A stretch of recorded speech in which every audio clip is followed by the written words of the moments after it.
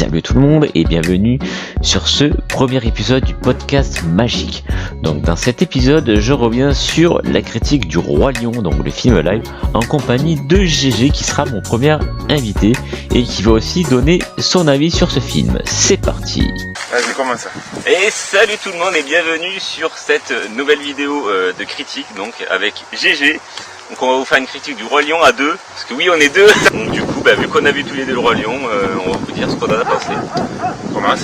Ah, C'est toi le plus ancien, c'est toi qui a le plus de souvenirs déjà. Alors bon, déjà moi faut savoir que j'ai découvert le Roi Lion en 94 et je suis ultra fan du Roi Lion.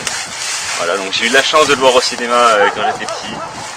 Du coup j'ai pu faire des comparaisons évidemment parce qu'on est obligé de le comparer. Donc le Roi Lion, donc le film live, donc qu'est-ce que j'en ai pensé? Alors perso moi j'ai bien aimé, donc au début j'avais très peur surtout au niveau du doublage, parce que en fait le doublage à part Mufasa, Mufasa qui est toujours le même, c'était genre ouais, ça a été Jean Reno en 94. C'est ça.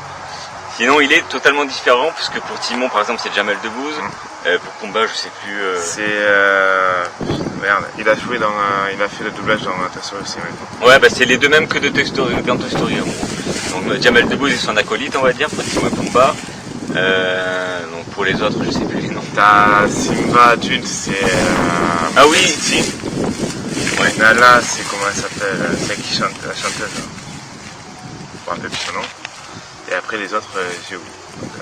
Donc voilà, donc pour parler du film en lui-même, alors moi globalement j'ai bien aimé, donc la scène d'intro, alors c'est sûr, si on compare avec le premier, ça fera pas la même chose, c'est normal, puisqu'on est habitué en fait, le premier, moi personnellement je l'ai vu et revu, au point de connaître les répliques et tout par cœur. Du coup, ouais, la scène d'intro, moi je la trouve réussie, la musique c'est quasiment la même. C'est la même, si d'après la chanteuse c'est pas la même, mais franchement ça va, c'est du copier-coller quoi, enfin j'ai pas vu de grosses différences. Après au niveau de la mise en scène, des animaux et tout, forcément là c'est du film live, donc y a des choses qui sont pas pareilles que dans la version animée, donc c'est logique. Ensuite pour ce qui est de la présentation de Simba, c'est pareil, Rafiki qui lève Simba au ciel, le symbole du film, il n'y a pas trop de changements. Alors après ce que j'ai le plus aimé dans ce film, et moi ma grande surprise, j'ai adoré Timon et Pumba. Alors pourtant je partais pas gagnant, mais j'ai adoré le travail de Jamel Debbouze, parce que justement il a pas fait du Jamel Debbouze. On voit qu'il parle quand même, on le reconnaît, mais bon on voit qu'il parle quand même normalement. Même pour les chansons, il chante plutôt bien en fait, il se débrouille plutôt pas mal. Pumba c'est pareil, moi pour Pumba j'ai eu peu de différence avec l'original. Alors c'est sûr c'est pas l'original, mais la voix ça rapproche. Au niveau des répliques et tout, il y a 2-3 différences, c'est pareil, après c'est les mêmes. Il y a de la chanson Hakuna Matata par exemple, il y a quand Timon il est censé dire non Pumba pas devant les enfants. Et là en fait il y a Pumba qui dit alors Timon tu m'arrêtes pas. Parce que du coup Pumba il dit que quand il était jeune facochère, en gros ça lui arrivait de lâcher des caisses, et en fait à ce moment là normalement il y a Timon qui fait non Pumba pas devant les enfants. Donc voilà, j'ai trouvé que c'était vraiment pas mal le petit changement, parce que du coup je sais pas, du coup ça nous montre qu'ils ont voulu essayer de jouer un petit peu avec la chanson sans changer la chanson, mais du coup en changeant un petit peu le texte. Donc, je trouve que c'est surtout à la fin, t'avais Simba quand il devient adulte, il continue à chanter la chanson. Ah oui. Et là t'as les deux autres, ils disent non mais c'est bon, arrête, on n'en peut plus dans ouais, c'était pas mal aussi. Plus. J'ai bien aimé, justement en fait tout ce qui concerne Timon et Pumba, j'ai bien aimé les rajouts, on les voit avec des animaux et tout, ce qui n'était pas le cas dans l'original, et justement je trouve que c'est bien parce que Timon et Pumba dans leur forêt, forcément ils sont pas tout seuls. Donc du coup là au moins on les voit avec d'autres animaux, il y a quelques scènes rigolotes qui ont été ajoutées, il y a la chanson aussi, le lion est mort ce soir. Oui c'est vrai. Oui, non c'est vrai. Ouais mais c'était plus le lion, non c'est pas le lion. S'endort ce soir. S'endort ce soir, voilà. Bon sachant que la chanson était présente dans la série animée Timon et Pumba, donc que j'ai en DVD et que j'avais en cassette. J'ai pas regardé. Donc il y avait déjà cette chanson, sauf que c'était Simba s'endort ce soir au lieu de lion, lion s'endort ce soir. Donc j'ai trouvé que c'était plutôt cool cet ajout. Alors le seul truc, une des seules choses que j'ai pas aimé, c'est quand Simba il part en courant pour retrouver le rocher du lion quand il est adulte. La chanson en fait j'ai trouvé qu'elle était pas du tout adaptée à ce passage là. La chanson par contre. Honnêtement la chanson, ce passage ça m'a marqué parce que c'est quand tu prends conscience en fait de ses responsabilités, si je me rappelle bien dans le film.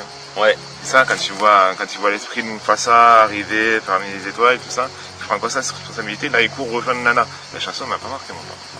Ben moi elle m'a marqué parce que, je vais pas dire qu'elle était pourrie, mais je l'ai pas du tout aimée, franchement je trouvais qu'elle était pas du tout adaptée à ce passage, qui reste un moment fort du film original, du coup t'as Simba qui court dans le désert et tout, donc ça c'est dommage. Par contre j'ai bien aimé le rajout avec Rafiki, donc avec les poils de Simba qui voyagent avec la crotte et tout ça là, donc ça... Apparemment il y a pas mal de gens, ils ont pas compris que c'était pour illustrer le cycle de la vie en fait. Voilà, donc les gens ils ont pas trop compris, c'est dommage. Moi je trouve que c'est un ajout qui est plutôt cool, en fait ça donne de la fraîcheur au film, parce que ça apporte quelque chose de nouveau. Comme la scène avec Nala d'ailleurs, où elle essaie d'esquiver Scar pour aller retrouver, enfin pour aller chercher à bouffer déjà à la base. Oui, elle est pas mal, non, elle est pas mal cette scène, voilà. un petit peu scène d'infiltration ou quoi. Voilà, bah c'est une scène que j'ai bien aimé. Après voilà, c'est sûr, comme j'ai dit, il y a quand même pas mal de trucs qui ont changé en dehors de ça, des trucs importants. Par exemple, quand Timon et Pumba ils rejoignent Simba pour aller combattre les hyènes et Scar, normalement il y a Timon qui s'habille en hawaïen, là, fait un Nalois, avec sa petite jupette et tout, là il y est pas. Et il y a Zazu en fait qui est censé être dans la cage de Scar. Ouais, j'ai vu des images. Et du coup bah, c'est pareil, Zazu il est pas du tout dans la cage puisque en fait il est avec eux dès qu'ils arrivent. Donc c'était un peu dommage, mais bon après peut-être qu'ils n'ont pas pu faire autrement aussi, donc faut voir aussi justement ce qu'ils ont pu faire et pas pu faire. Parce que bon, ça a quand même demandé pas mal de boulot, je pense, le film live. Sachant que tout est en image de synthèse, ils ont calqué sur des vrais lions, mais c'est tout en image de synthèse, donc c'est quand même pas mal de boulot. Hein. On n'est pas à leur place. Donc voilà, globalement, je vais pas vous faire refaire toutes les scènes du film, parce que sinon ça va un peu spoiler. Mais moi, j'ai bien aimé le film, et pourtant je suis un gros fan. Donc du coup, j'ai vu pas mal de critiques autour du film. Ouais, et ben il y en a vraiment pas mal, je suis pas d'accord. Enfin, je vois par exemple, pas plus tard que tout à l'heure, sur un groupe Facebook où on me sort, alors je vous le dis texto, on me sort c'était quoi la VF du film, c'est du caca. Comme la VF, vous avez du caca dans les oreilles. Voilà, non, c'est du caca pour les oreilles, un truc comme ça. Donc, voilà, pas mal de commentaires, bien marrant. Je trouve que c'est des commentaires un peu débiles parce que la VF elle est pas si mauvaise que ça. Après ils ont pas. Alors c'est sûr, pour Timon ils auraient pu reprendre l'original, sachant que c'est celui qui fait Woody dans Toy Story. Non, c'était celui qui fait Woody aussi. Ouais, c'est le même. Donc du coup ils auraient pu. Alors après peut-être que pareil, hein, ils ont pas pu pour des raisons qu'on sait pas. Bah, peut-être qu'après c'est pour des raisons de budget, parce qu'il faut penser. Après je donnerai mon avis sur le film. Mais Toy Story n'a peut-être pas été fait en même temps que le doublage du Roi Lion. Voilà, c'est ça. Donc certes ils ont eu Jamel Debbouze et son acolyte, je me rappelle plus son nom pareil, qui était dans Toy Story en même temps. Donc voilà, mais après peut-être un problème de planning, un problème de sortie, on ne sait pas en fait. En France, on ne sait pas derrière quand est-ce que vraiment le Roi Lion a commencé. Voilà, quand est-ce qu'il a été tourné, quand est-ce que ça a été réalisé. Alors après pour finir, donc du coup je trouve que les critiques elles sont quand même pas mal déplacées. J'ai vu aussi sur YouTube des youtubeurs qui disaient carrément que c'était de la merde. Je trouve que c'est quand même moyen. Pour moi c'est pas des. Alors après ça, pour ceux qui me connaissent, qui me suivent sur Mad City les news et tout, du coup c'est souvent que je commente sur Mad City les news, c'est lui. Je commente souvent des publications sur les groupes de ciné et tout. Et en fait c'est vrai que je suis assez virulent parce que je trouve que alors après peut-être qu'on y reviendra sur notre vidéo, justement on parlera que de ça. Mais du coup je trouve que ouais les gens en fait, pour moi les gens qui disent ouais c'est de la merde ou pour moi c'est pas des avis en fait, et je trouve que les gens ils font de plus en plus avis, pour eux avis, faire donner un avis, de faire une critique ça va être forcément cracher sur le film, et je trouve que c'est dommage. Sinon pour revenir au film, donc moi j'ai adoré le film, voilà j'ai vraiment adoré, même si voilà il y a des trucs style Soyez prêts, des choses au niveau des chansons par exemple Soyez prêtes, moi j'ai pas trop aimé, mais bon après c'est pareil, ils ont voulu faire un truc de nouveau donc on peut pas les blâmer, ils ont voulu faire un truc différent, donc après moi j'ai pas accroché. Donc sinon globalement j'ai accroché à toutes les chansons, que ce soit Je voudrais déjà être roi, Hakuna Matata, Le lion s'endort ce soir, l'histoire de la vie, L'amour brille sous les étoiles, même si c'est vrai que c'est un peu con parce que du coup la scène, vraiment elle est de nuit, là il fait pas nuit en fait dans la scène. Elle était 2 jours dans la. C'est un peu chelou. Mais ça passe, je trouve que la chanson elle était jolie à écouter. De toute façon Nala, la voix c'est pareil, elle est presque comme l'original, enfin moi j'ai pas trouvé de différence. Donc voilà, j'ai trouvé le film plutôt sympa, j'ai passé un bon moment. D'ailleurs pour ceux qui l'ont pas vu, je vous invite à aller le voir, pour vous faire votre avis déjà. Surtout n'écoutez pas les avis négatifs, parce que ça va vous gâcher le film, donc faites-vous votre avis à vous. Voilà, même si on vous dit qu'il est bien, allez le voir pour justement le voir par vous-même. Et du coup, je vais laisser Jérôme donner son avis. Et 20 minutes qui parle, le mec à côté quand même. Non, alors moi j'ai à contrario de notre ami Lolo, j'ai pas le souvenir du film parce que j'ai fait exprès de pas revoir le film avant, le film d'Animi, je parle de 94. Je l'ai vu il y a très très longtemps.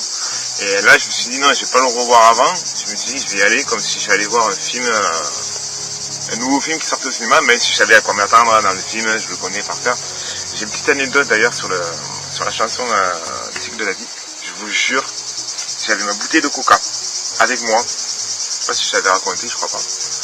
J'avais ma bouteille de coca, j'étais au cinéma, et juste au moment où t'as Rafiki qui lève Simba, moi comme un abruti, mais nickel, je lève ma bouteille de coca comme ça. Je la tiens comme ça, pas trop longtemps parce que je suis le seul con dans le cinéma à le faire. Et là, ça tourne mal. mais je vous jure, j'ai pris ma bouteille de coca et j'ai fait ça. Voilà, juste pour être dans le délire du film. Et là, ça tourne mal et il renverse le coca. C'est bâtard. Ah, après moi j'ai bien aimé, après on va pas revenir sur les points qu'a dit Lolo parce qu'on est tous les deux d'accord sur les mêmes choses. Les musiques, moi j'ai trouvé extra. La voix, la VF, moi j'ai rien à redire parce que franchement, c'était Adam Ivanov je crois. Ah oui. Adam Ivanov, le compère de Jamel Debbouze, qui double avec Jamel Debbouze.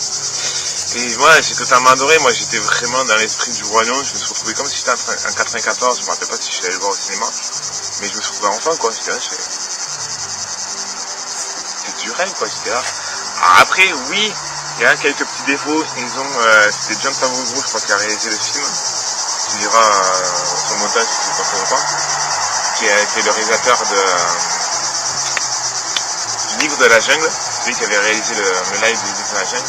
Il a voulu faire en réalité, en fait, il a voulu filmer les animaux comme si c'était réel. Alors oui, il n'y a pas des expressions faciales qu'on a eues dans le dessin animé. Comme j'ai vu dans les commentaires, est-ce que quelqu'un a déjà vu un lion sourire? Est-ce que quelqu'un a déjà vu un lion chanter? Ben non. Moi j'ai vu des vrais lions, comme s'ils étaient en train de parler, comme s'ils étaient dans un pays. Voilà.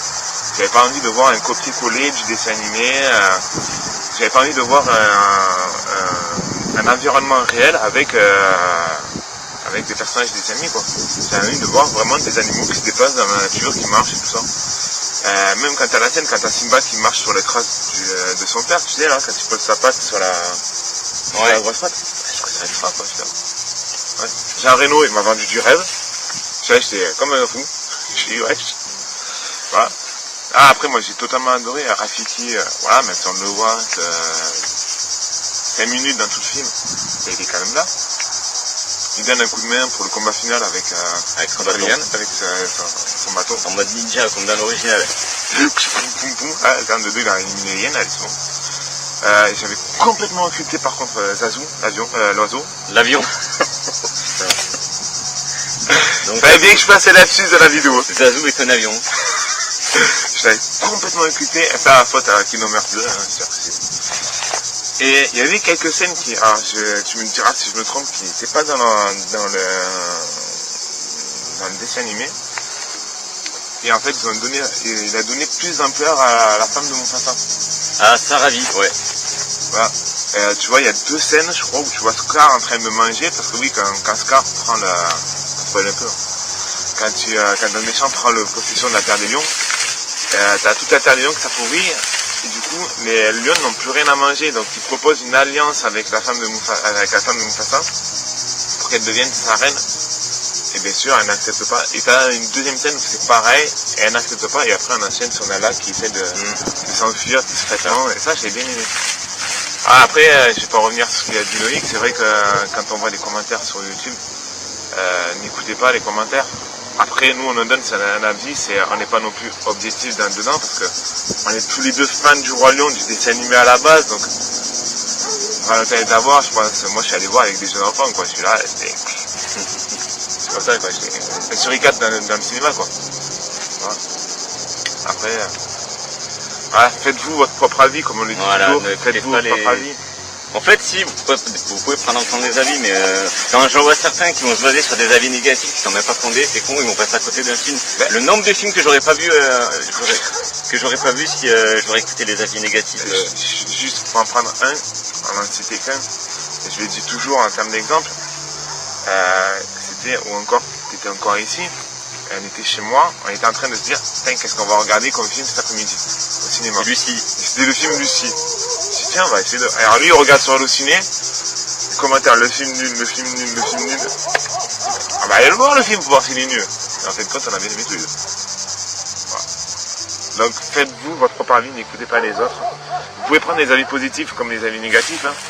Mais ceux qui disent par exemple c'est que la merde, c'est nul, tout ça, et qu'il n'y a pas d'argument derrière, ça sert à rien. Pour ma part, ça sert à rien. Ah. Je trouve que on va conclure sur ça. Allez, on va conclure sur ça.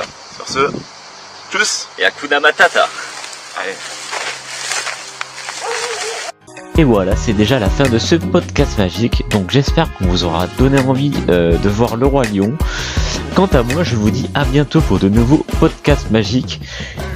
Et je vous invite à nous rejoindre sur le site Disney, le Royaume de la Magie, également sur notre page Facebook, ainsi que sur le groupe dédié à la page et au site. Et je vous invite aussi à venir sur la page Matiti, donc, où vous pourrez retrouver GG à travers des lives et des tests de jeux vidéo et plein d'autres surprises. Et moi je vous dis à bientôt pour un nouveau podcast.